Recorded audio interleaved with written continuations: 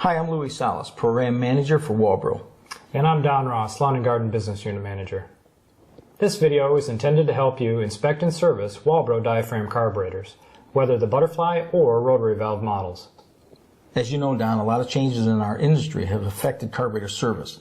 The introduction of ethanol into our fuels affects the carburetor operation, and tamper-resistant features limits the amount of adjustment end users can make to the carburetors today. We're going to discuss these topics along with the inspection and service of diaphragm carburetors in this video. A basic understanding of the carburetor function will be very handy for this video, so let's start there. The carburetor does three important tasks. First, fuel is drawn from the gas tank into the carburetor. Second, the fuel is metered to match the engine's RPM and load requirements. And finally, the metered amount of fuel is mixed with air and delivered to the crankcase at the proper time in the engine's operating cycle.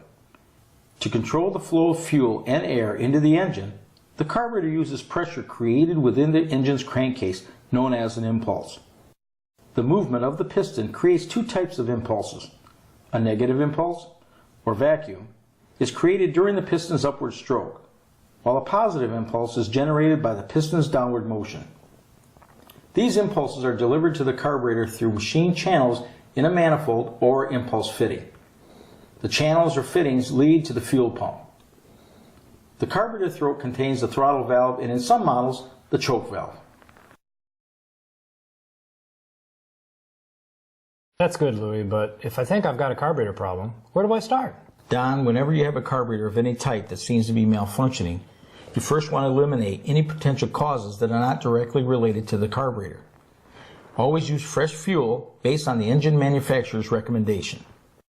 Engine problems resulting from bad spark plugs, a clogged muffler, or low compression can also be misinterpreted as carburetor problems, so be sure to include these areas in your initial engine inspection procedures. Then check the fuel tank vent and the fuel filter for obstructions. Debris in either area could easily cause a fuel delivery problem. If the filter is dirty, clean or replace it with an original Walbro fuel filter. If the tank and vent are clear, disassemble and inspect the air filter. Because carburetors depend on adequate airflow, a clogged filter could result in an overly rich condition. Next, check the fuel and primer lines. Be sure they aren't pinched, plugged, or cut. Your initial inspection should also include a pressure check of the fuel line and the carburetor. Pressure testing the carburetor reveals the operating condition of the inlet needle. Connect your Walbro pressure tester part number 57-11 to the fuel line. Apply air pressure by slowly depressing the plunger. The gauge will indicate an increase in pressure until the inlet needle valve unseats. This level is referred to as the pop-off pressure and may range from 15 to 50 psi due to the variety of carburetor design specifications. Occasionally, the inlet needle valve will not unseat. In this case, you'll need to disassemble the carburetor, which we'll get into in just a bit. After popping off, the gauge will drop to indicate the pressure at which the inlet valve reseats. This is referred to as the reseat pressure. The inlet needle should reseat and hold a minimum of 5 psi. Complete the pressure check by performing the same test at the carburetor's fuel inlet. If pressure tests show proper needle operation, it's time to check the carburetor mounting area and the manifold and gasket connecting the carburetor to the engine's crankcase for wear or damage. Be sure to inspect the impulse passage leading to the fuel pump chamber. Crankcase impulses must be able to reach the carburetor for it to operate properly. To test, put a drop of oil over the passage. Crank the engine a few times and watch the oil. If the oil doesn't move or only moves slightly, the passage is blocked and must be cleared. If the engine you're working on has a reed valve, check the valve. It should be free of debris and properly aligned with the intake port. We should note that everything we've talked about so far applies to all types of diaphragm carburetors. But now, we want to look specifically at servicing the two major types of Walbro diaphragm carburetors that are used in handheld equipment. Walbro manufactures a variety of butterfly valve carburetor models, yet their components are all very similar. let's see how a butterfly valve carburetor functions. The butterfly valve carburetor can be divided into three basic areas of operation: the fuel pump, the fuel metering area, and the throttle and choke valve. The fuel pump is made up of a cover, a gasket, a diaphragm, and the pump side of the carburetor body.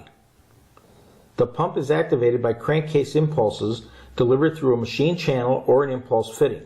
The metering side also includes the fuel inlet screen, the inlet needle orifice,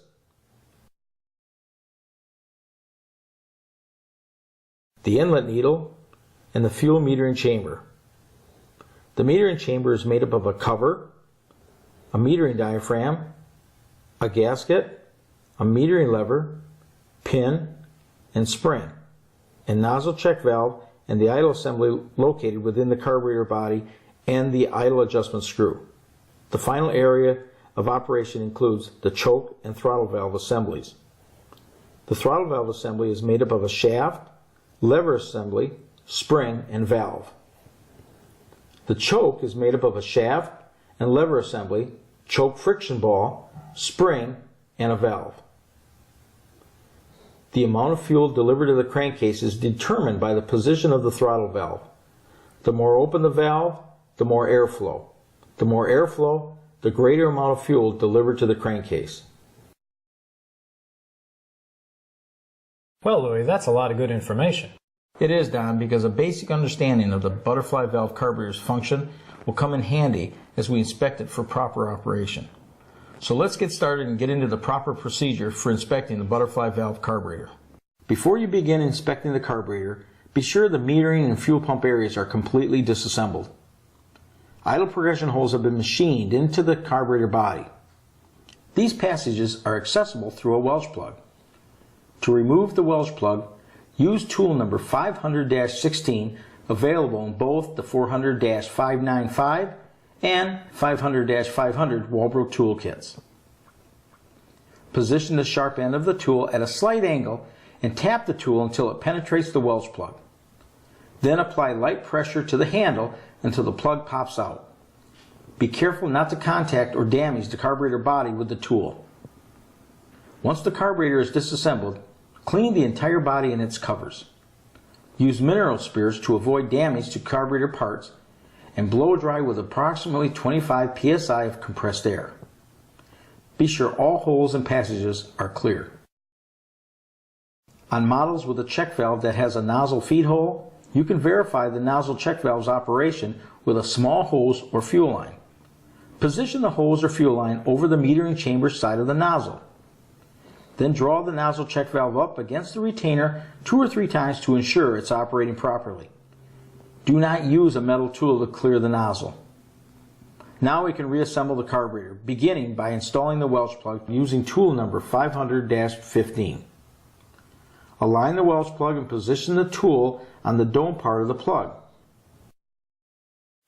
Then tap the plug until it becomes flat.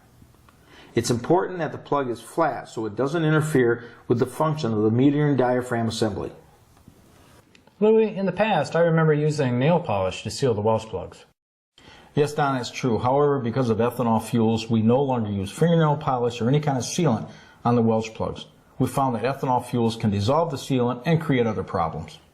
Now we can reassemble the inlet needle, metering lever, pin, spring, and lever pin screw. Next, check the lever height adjustment with Walbro's metering gauge number 500-13. Position the gauge across the carburetor body. The gauge should just contact the metering lever without opening the inlet needle valve. If the lever is misaligned, use a small screwdriver to keep the head of the inlet needle stationary. At the same time, slide another small screwdriver to lift or depress the metering lever arm until it's properly adjusted. This would be a good time to check the function of the inlet needle. With the metering cover and metering diaphragm assembly removed, apply pressure to the fuel inlet fitting and manually depress the metering lever to ensure that the inlet needle moves freely. If it doesn't, disassemble the metering system completely and carefully clean the parts. Walbro Small Parts Cleaner part number 500-520 will help you clean these parts. Carefully inspect the needle tip and the non-serviceable seat for debris or damage before reassembly. If you're working on an older carburetor with a circuit plate design, inspect the circuit plate and gasket for signs of damage or wear. The holes in the circuit plate should be free of any obstructions. Next, replace the metering diaphragm and gaskets using original Walbro parts. Louis, I understand that the likelihood of damage to soft parts in the carburetor is greater with ethanol fuels. Right, Don. While Walbro continues developing advanced engineering materials that are highly resistant to ethanol, ethanol and fuels can affect soft parts like diaphragms, fuel pumps, and gaskets on all carburetors. Plus, ethanol tracks moisture, causing corrosion of the aluminum parts. Added moisture in the fuel also reduces its shelf life. So, how can we avoid problems? First, use the fuel recommended by the engine manufacturer. Second, make sure it's fresh. And finally, run the fuel out of the equipment if it's going to be 6 weeks or more before you use it again. Great tips, Louis. Thanks. Let's continue our butterfly valve carburetor inspection. Reassemble the fuel pump, beginning with a new fuel inlet screen. Fit the new screen into the screen pocket and press to the screen pocket step using Walbro tool number 500-15. The screen should completely contact the casting wall. Next, reassemble the pump diaphragm, gasket, pump cover, and cover screw. If any of the carburetor components are damaged, replace them with original Walbro parts. A generic exploded view and a list of all the carburetor specific parts can be found at Walbro's website on www.walbro.com. Before reinstalling, pressure test the carburetor as we discussed in the initial inspection section to ensure it has been properly reassembled. If the carburetor passes the pressure test, it can now be reinstalled on the engine and checked for proper adjustment.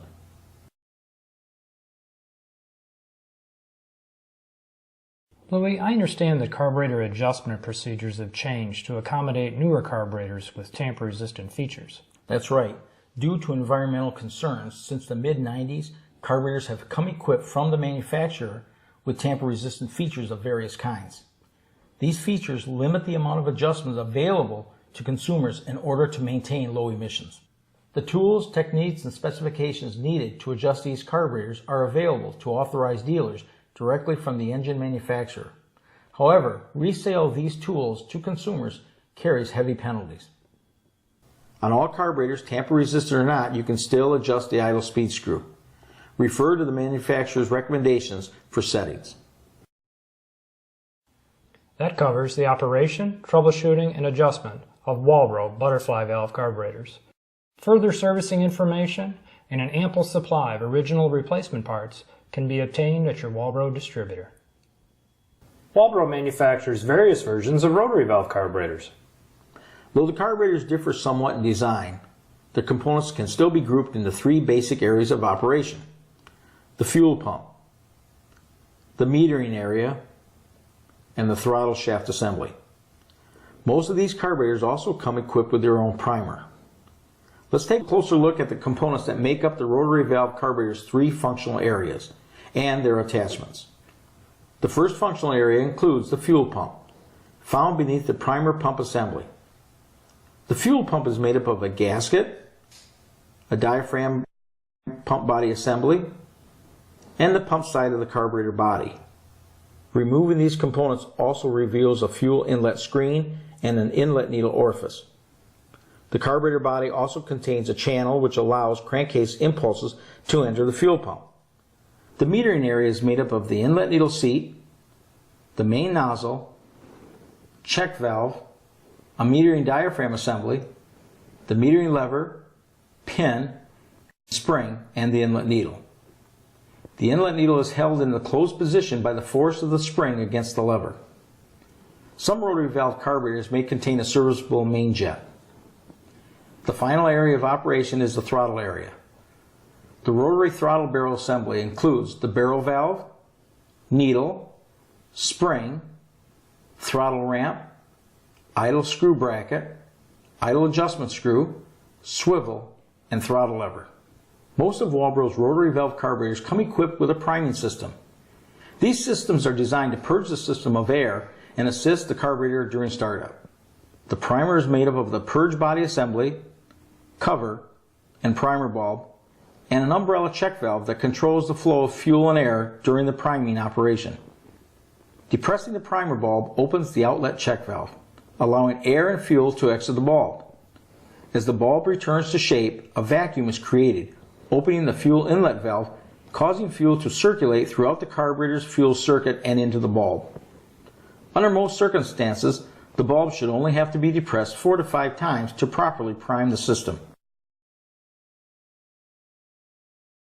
To inspect rotary valve carburetors, begin by performing an initial general inspection of the areas surrounding the carburetor, including air filter, muffler, spark plug, fuel filter, and fuel holes. If no problem is found, the carburetor must be disassembled. As you disassemble the carburetor, note the order and position of the components. This will help you correctly reassemble the carburetor after it's been inspected. Start the disassembly procedure at the primer pump assembly. Just below the primer assembly is the metering area, which consists of a metering diaphragm assembly, a gasket, and the metering lever, pin, spring, and inlet needle. Leave the inlet needle, lever, pin, and spring assembled within the pump body assembly, unless they require replacement. Removing the fuel pump body is also the first step in disassembling the fuel pump. The fuel pump consists of the body, a diaphragm, a pump gasket, and the fuel pump side of the carburetor.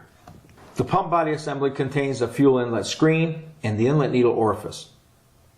The fuel pump side of the carburetor body also contains the main jet and its O-ring. Once the carburetor is completely disassembled, clean its metal components using mineral spirits. Now that you've finished cleaning the components, it's time to reassemble the carburetor. Begin by reassembling the main jet O-ring and main jet into the pump side of the body. Install the fuel inlet screen into the fuel pump cover using tool number 500-15. The screen should be pressed to the screen pocket step and fit flush with the pocket wall. Reassemble the meter area using original Walbro parts.